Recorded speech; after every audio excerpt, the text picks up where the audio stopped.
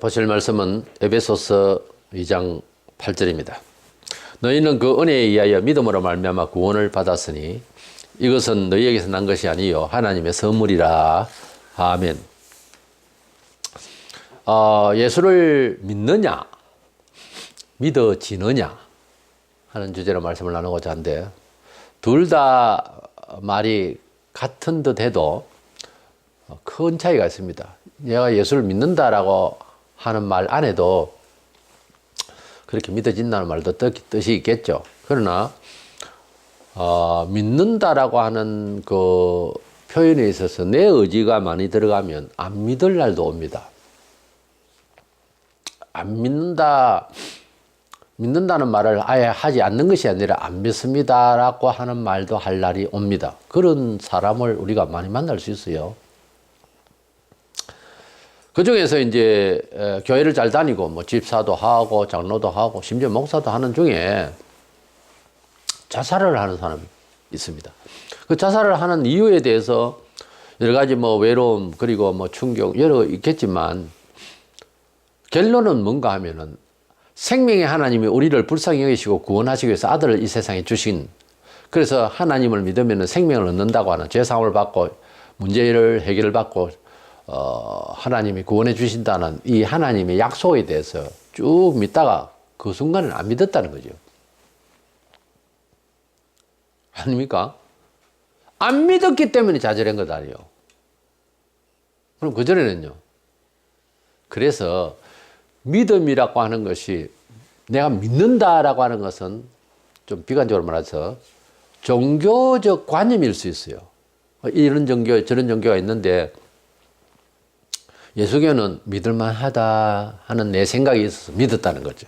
기도도 하고 찬송도 하고 교회 그룹에서 자기 일도 하고 이러다가 어느 날 뭔 일로 삐지거나 안 그러면 충격을 받았거나 뭔 사고가 났거나 뭔 수가 있어서 좌절이 돼서 자살했다. 혹은 교회를 안 나왔다. 안 다닌다. 이 사람이 분명히 믿는다 했단 말이에요. 그래서 그때 그 믿는다는 그 믿음이라고 하는 것이 그 사람 입장에서는 이제 도저히 뭐 믿을 수 없다 라고 그 사람 입장에서는 맞는 말이지만은 성경에서 말하는 믿음이라는 그 믿음이 이런 식일까 하는 거예요. 그래서 믿느냐 믿어지느냐를 질문하고자 하는 겁니다. 먼저는 이 믿음은 두 가지가 있어요. 하나는 영생신앙이 있고 또 하나는 영생을 받은 사람으로서입니다. 영생을 취한 사람으로서 세상을 살아가는 은총을 믿는, 그러니까 하나님 말씀대로 살고 기도하고 응답받고 뭐 이런 기적을 체험하고 은총을 받아가는 믿음이 따로 있어요.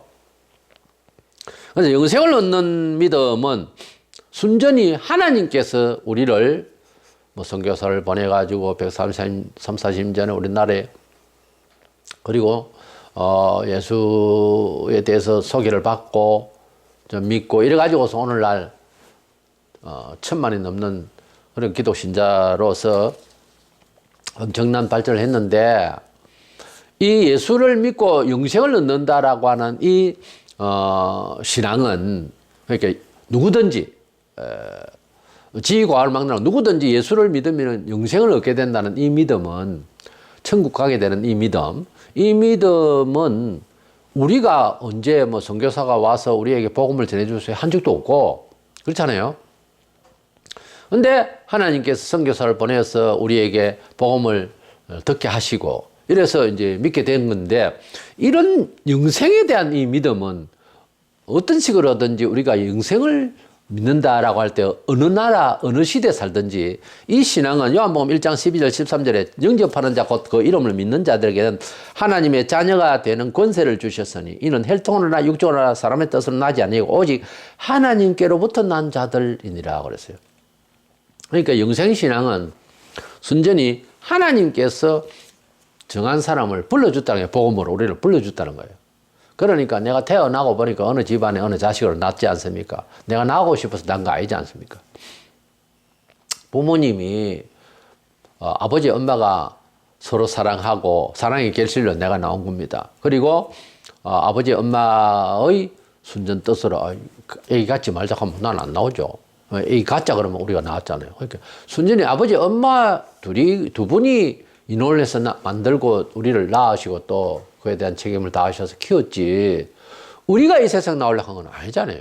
근데 태어나서 이제 어느 정도 보호를 받고, 그 다음에는 우리가 자진 공부도 하고, 교육을 받아야 되잖아. 안 가면 매도 맞고, 잘하면 칭찬받고, 그게 이제 은총의 삶이라는 거지. 그러니까, 우리가 하나님의 자녀로, 되는 것을 거듭난다, 태어난다, 그렇게 새로 태어난다. 여기서 순전히 하나님 아버지의 의지였다니까.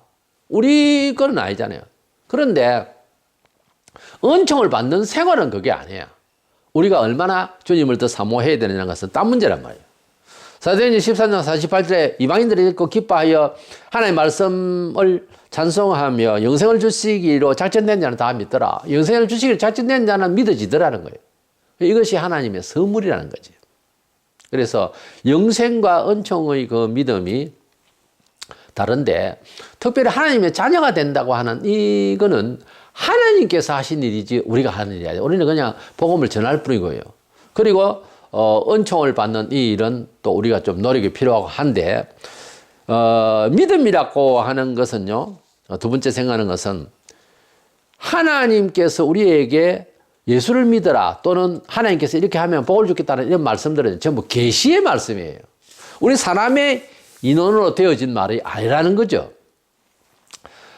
그렇기 때문에 예수를 믿는다 또는 믿음으로 산다고 하는 이런 일에는 무엇이 역사해야 되냐면 성령께서 역사해야 돼요. 로마서 8장 2절에 이는 예수 그리스도 안에 있는 생명의 성령의 법이 죄와 사망의 법에서 너를 해방하였음이라. 긍정 마인드를 믿는 것이 아니고 성령이 나에게 감동을 하셔야 되는 거예요. 예수를 구주로 믿는 것부터 시작했어요. 그래서 성령의 감동이 없이는 성령으로 기록된 성경대로 살아서 은총을 받는 이 체득을 할 수가 없어요.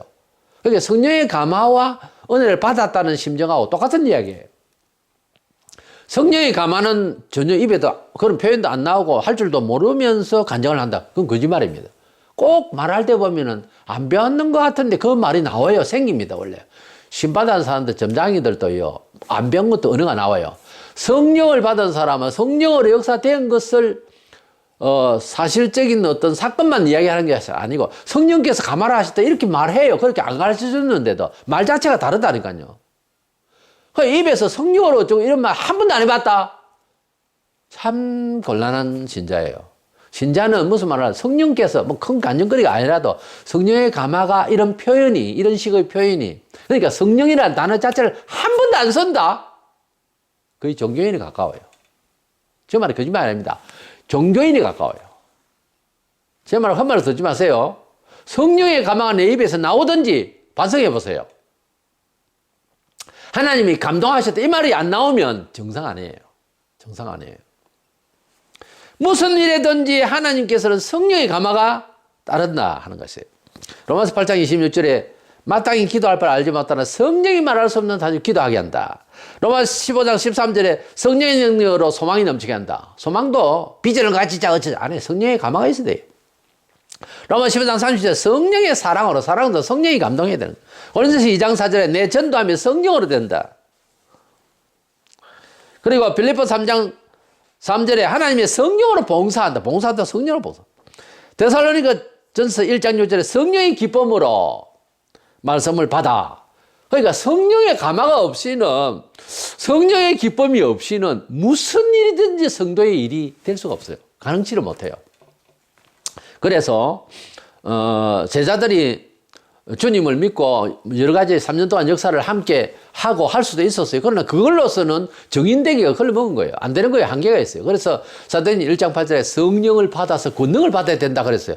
그래서 오순절날 성령 열흘 만에 기도하고 받고 난 뒤에 권능을 가지고서 3년 동안 배우고 익힌 것을 전할 수 있었어요. 지금도 마찬가지예요. 우리도 평지도 생활을 하더라도 오늘 설교를 듣고 성경을 배우고 했잖아요. 성령의 감화가 있어야 알고 듣고 깨우친 바가 생활에 적응이 된다니까요. 이걸 이야기를 안 하고 이걸 모르면 백날 왔다 갔다 해도 안 되는 거예요. 그래서 성령님의 감화를 주시옵소서. 이거는 예배 중에 굉장히 간절할 필요가 있어요. 오늘 말씀을 듣고 내가 오늘 말씀을 읽고 내가 오늘 책을 하나 읽는데 성령께서 감화하여 주셔서 내 마음을 붙들어 주시고 흔들어 깨워 주시고 충만하게 해 주옵소서. 성령의 빛으로 조명하여서 환하게 알게 해 주옵소서. 이런 기도로 시작해서 읽고 보고 듣고 경험을 해야 되는 거예요. 사업을 해도 그렇고 모든 일에 있어서 오늘 하나님 버스를 탑니다. 오늘 차를 운전하면 성령 감화로 지혜로 지각으로 잘 가게 하여 주시옵소서. 이게 참 중요해요. 그래서 결론이 뭔가 하면은 믿음이라고 하는 것은요, 내가 믿는다 하기보다 뭐다? 믿어지는 거예요. 성령께서 믿어지는 믿음을 주시기를 간절하세요. 이건 평소에 습관이 필요합니다. 이래서 믿음을 내가 믿는다는 것을 가지려면 안 믿어질 때는 막 답답해지잖아요. 그러지 말고 성령께서 내 마음에 믿어지도록 역사하여 주시고 믿음을 주시옵소서. 순종하겠나이다. 믿음을 주시옵소서. 주의 뜻대로 일단 움직이겠나이다. 나에게 믿음을 주시옵소서. 되게 하여 주시옵소서. 이게 필요해요.